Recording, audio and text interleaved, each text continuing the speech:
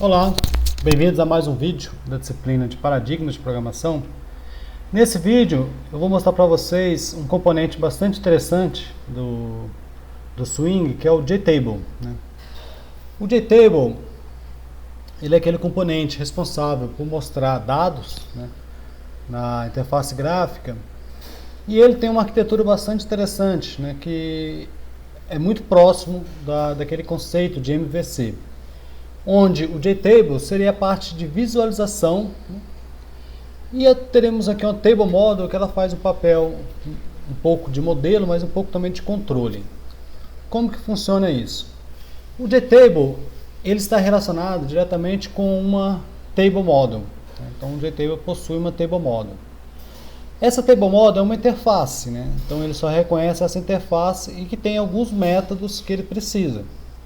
Então, por exemplo, para ele poder mostrar os dados, ele precisa saber quantas linhas que tem aquela tabela. Ele precisa saber quantas colunas. Ele precisa saber como acessar um valor dado uma linha e coluna. Então essas são as três operações mínimas que o JTable precisa. Essa Table Model, eu tenho abaixo dela tem uma tal de Abstract Table Model. Essa Abstract Table Model implementa algum dos métodos da Table Model como implementação padrão, né? Talvez, se essa Table Model tivesse sido criada, né, depois do Java 8, talvez nem existisse essa Abstract Table Model, porque a partir do Java 8, a interface passou a poder também implementar. Ou talvez não, porque a Abstract Table Model ela possui, né, acho que ela possui alguns atributos. E interfaces não podem possuir atributos. Então, essa Abstract Table Model, acredito que ela possui alguns atributos e ela tem uma implementação básica para algum dos métodos que a gente vai ver. E existe uma classe concreta, né, também que já está provida pelo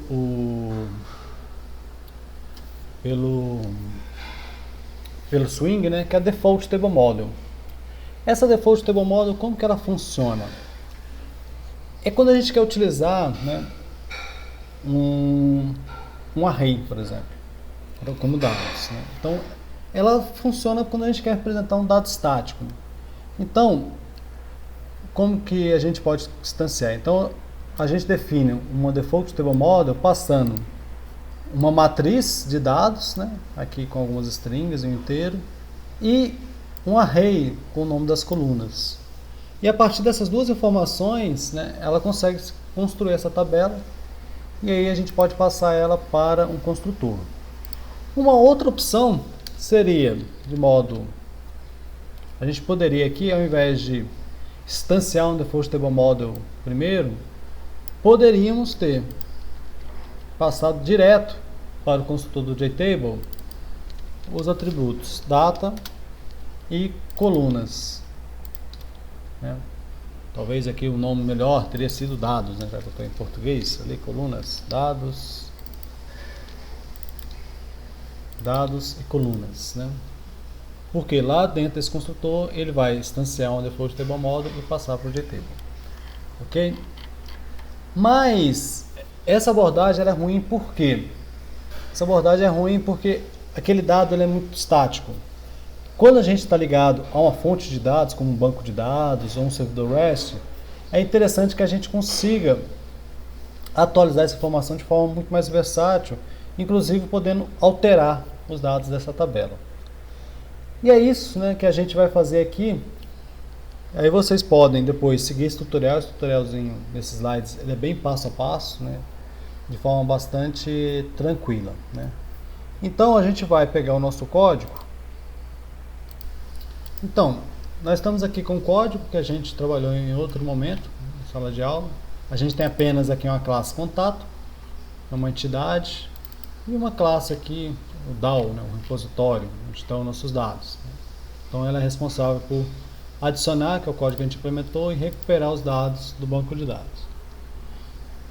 Agora, o que a gente vai implementar? A gente vai implementar uma classe chamada Contato Table Model.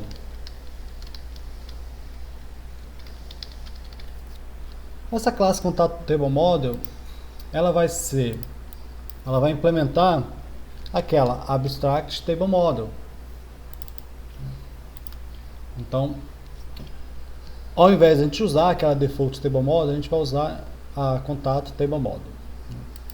E a Contato Table Model, né, ela já vem, quando eu usando aqui o recurso do próprio Eclipse, ele já traz para mim esses métodos, getRoundCount, getColumnCount e getValidate.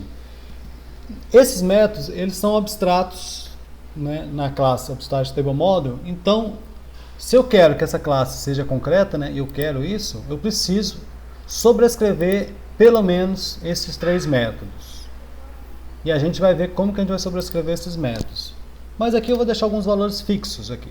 Vamos imaginar que tem uns 10 colunas por 3 colunas, 10 linhas por 3 colunas, e vou retornar aqui paradigmas, para a gente entender como é que funciona esse código. Porém, eu preciso agora conseguir carregar uma Table Model, né, para visualizar esses dados, né? Então, como que a gente vai fazer? Primeiro a gente vai vamos criar um frame contendo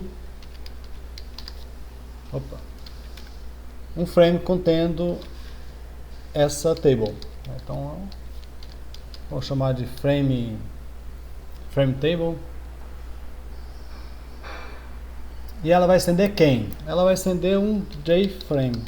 Aí eu vou mandar buscar aqui. Então, é esse JFrame que eu quero.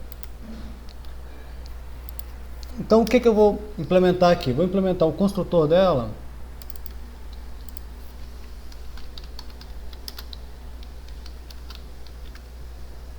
Onde ela vai colocar lá na barra, né, da janela, né, contatos.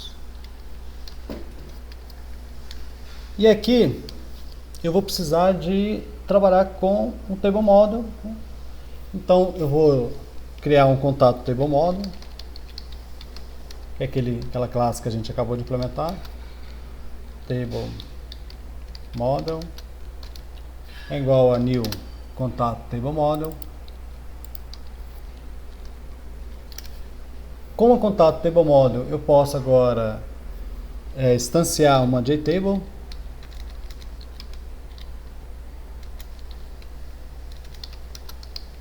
Uma JTable é igual a new JTable. E eu passo para essa JTable esse Table Model, né? Deste modo eu estou fazendo aquele link, né, entre a JTable e um Table Model. Ele deve estar pedindo para importar, né? Vamos importar a JTable.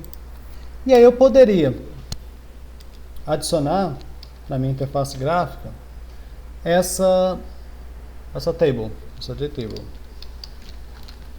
e definir o tamanho da minha tela, da minha janela. Vou botar aqui 200 por 180 e testar, né? Vamos testar.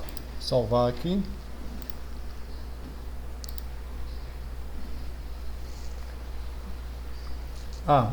Tá faltando, né? Eu criei aqui a classe FrameTable, porém, né, lá na minha aplicação eu não estou, né, instanciando um objeto do tipo FrameTable. Então vamos instanciar aqui, né, FrameTable frame é igual a new FrameTable, e aí eu vou visualizar, né? Então vocês lembram da aula anterior, set visible true. Agora sim, espero que a gente consiga visualizar a tela que a gente criou. A gente está aqui já visualizando essa tela, né? Mas observe que à medida que eu diminuo a tela aqui, ele não aparece para mim um scroll, né? Então eu preciso adicionar esse scroll nessa janela, né? E aí, para fazer isso, eu vou ter que voltar lá na minha FrameTable, e ao invés de adicionar a minha FrameTable ao invés de adicionar a minha JTable direto ao frame, eu vou usar um scroll panel. Então, J scroll pane scroll é igual a new J scroll pane.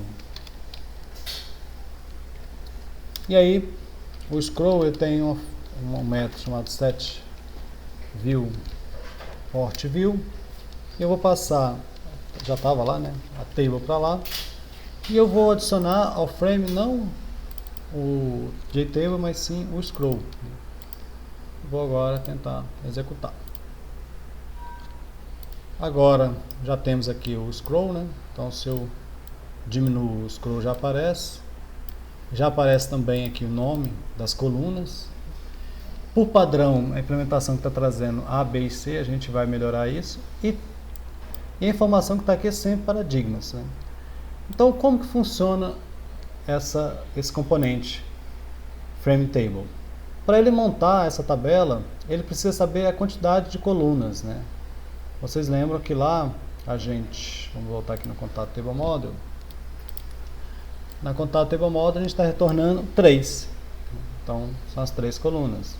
A gente está retornando 10 linhas, né? Então, se a gente contar aqui, a gente vai ter 10 linhas. E, independentemente da linha e coluna, eu estou retornando sempre paradigmas, né? Por isso que aparece sempre paradigmas. Então, obviamente, não é esse código que a gente quer, né? Mas isso aqui foi o suficiente para vocês perceber como que essa table view ela se desenha, né? Então, ela comunica com aquela interface, table model, que, como a gente aprendeu, a interface é um contrato, né? E esse contrato ele é implementado através da minha contato table model, e eu deixei esse código aqui. Então, para a gente ter o nosso código de fato, a gente precisa acessar os dados do banco de dados. E como que a gente vai fazer isso?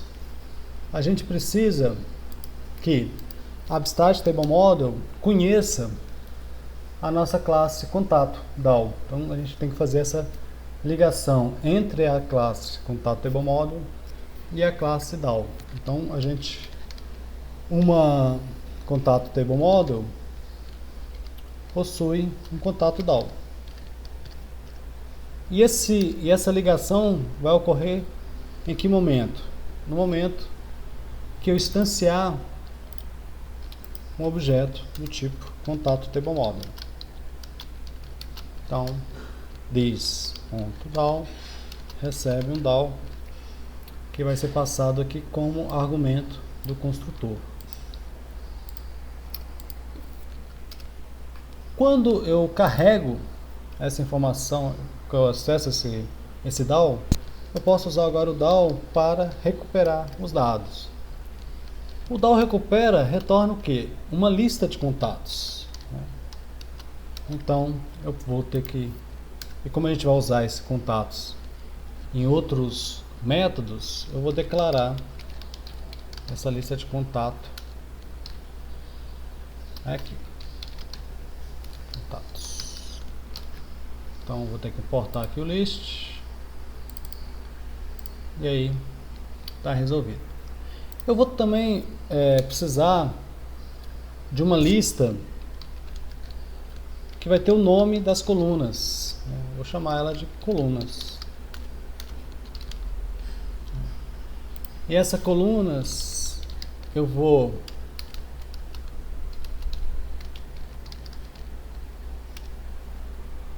passar aqui. Quem que eu vou passar? Eu vou passar os valores, por exemplo, eu vou colocar nessa ordem e-mail, nome e telefone.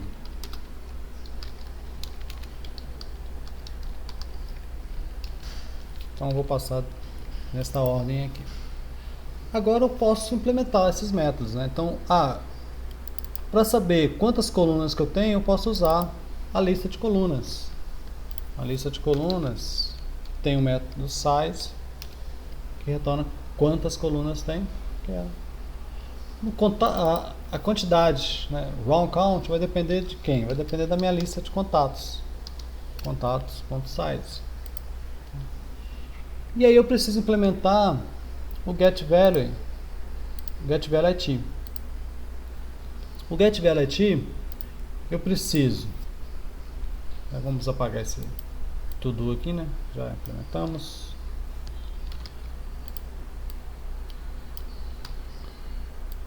E vamos implementar aqui o getValueID. Então, getValueID eu passo uma linha e uma coluna, eu tenho que trazer o valor. Então, pela linha, eu vou recuperar o contato.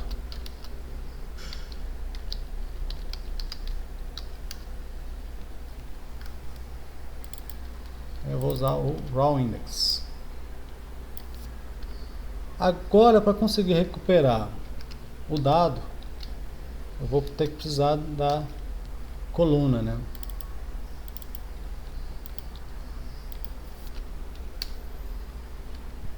Então, se o valor for 0, por exemplo, o que eu faço? Eu retorno o e-mail, né? Então, contato.get e-mail. Então, ponto e vírgula aqui. Caso eu receba um, por exemplo, eu vou retornar o nome. Get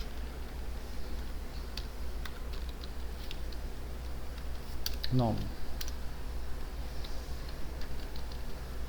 Se por acaso passar o 2, terceira coluna, né? Eu vou pegar o telefone. Ponto get telefone. E aí, se por acaso não entrar em nenhum desses casos, eu retorno nulo, né? Então, eu tenho que garantir que essa função sempre retorne algum valor, né? Então agora eu já tenho implementado getValueID, getColumn, getRow. Então já podemos testar nosso código. Tem algum erro aqui? Ah, certo. Qual que é o erro? Lá no meu FrameTable, né, agora quando eu vou instanciar um contato table model, eu preciso de um DAO.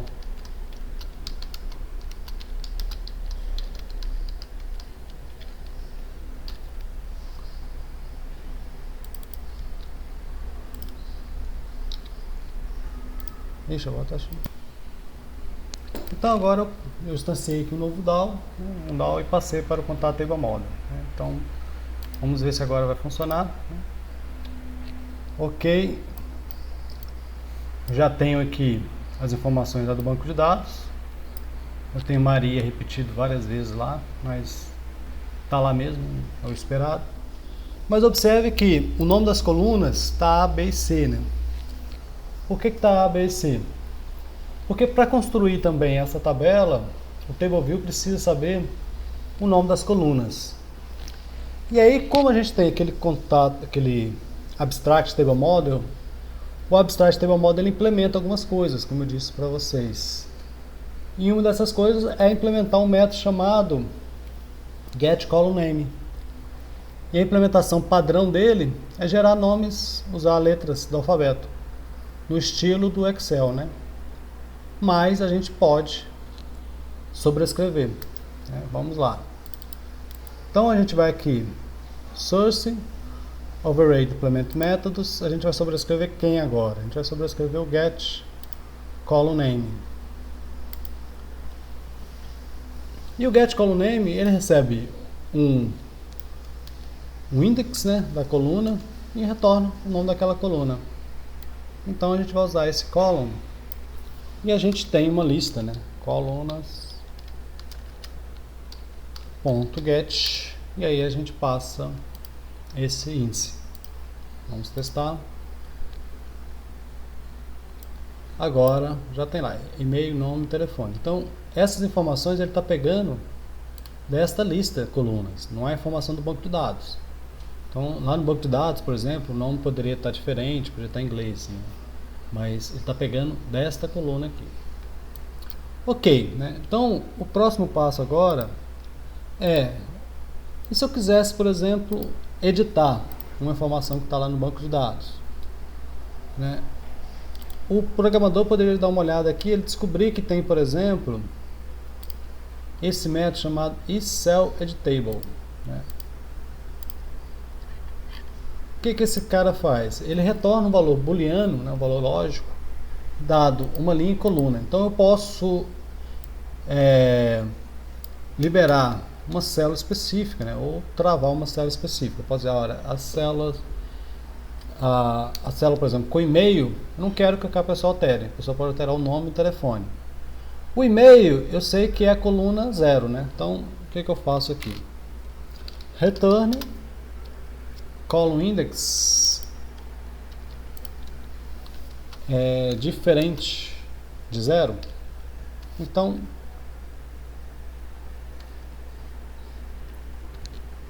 se column index for, por exemplo, ele quer saber se é editável, né? Então, desde que não seja a coluna do e-mail, né, pode ser editável. Vamos ver se funciona. Então, Maria, eu consigo editar. É só apertar Enter. Mas só quando aperto Enter você observa que não altera, né? Mas no caso dos e-mails, olha, ele nem abre para edição. Esses outros aqui ele abre para edição. Porém, quando eu aperto Enter, ele não edita. Ele não altera de fato o valor que está lá.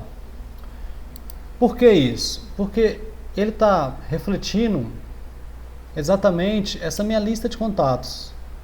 E eu não alterei essa lista de contatos ainda. Para alterar essa lista de contatos, eu preciso sobrescrever um outro método, que é o source override implement methods. Como tem o getValueID, tem o setValueID. Só que no caso do setValueID, a gente tem um parâmetro a mais, que é o valor, né? Então, ao invés dele retornar um valor, ele recebe um valor para atualizar lá na minha lista de contatos. Porém, a gente pode aproveitar o código aqui, no getValueID, porque a lógica vai ser muito parecida. Então, ele vai pegar também o contato, usando como dado o índice da linha, só que agora ele não vai retornar, né? Ele vai atualizar lá em contato a informação. Como a gente atualiza sempre uma célula, né? A gente tem que descobrir qual que é a coluna também. Se a coluna, por exemplo, for 0, eu sei que o 0 é quem? O 0 é o e-mail, né? Então, eu vou executar aqui contato.set e-mail e vou passar o aValue. Mas observe que ele apareceu um erro aqui, né? Por quê? A value é do tipo object, né? E o teu set_e-mail que a gente implementou, ele é do tipo string. Toda string é um objeto, né? Mas nem todo objeto é uma string. Então eu não posso simplesmente passar um objeto como string, porque talvez esse objeto pudesse ser um outro tipo de dado. Então nesses casos, o Java exige que a gente faça um cast explícito. Então eu explicitamente tenho que dizer, olha, eu sei que isso aqui é um e-mail, confia em mim, então pode fazer essa conversão.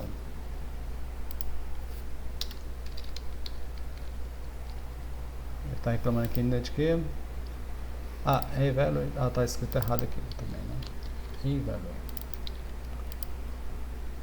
Ok, agora os demais vão ser bem parecidos, né? Então, no caso do 1 e do 2 também.